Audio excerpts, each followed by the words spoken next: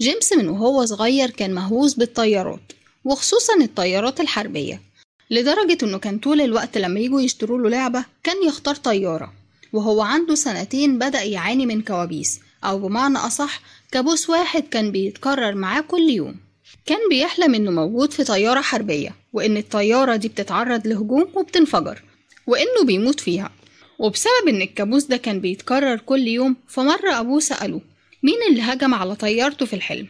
الولد ضحك وقال له ان اليابانيين هم اللي هجموا على الطيارة. What happened to your plane? And he said, it got shot. And Bruce said, well, who shot your plane?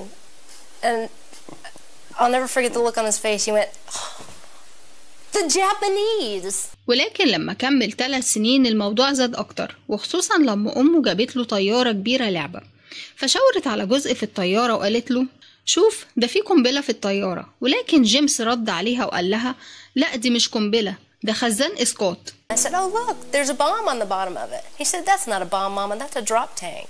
A drop tank? I'd never heard of a drop tank. I didn't know what a drop tank was.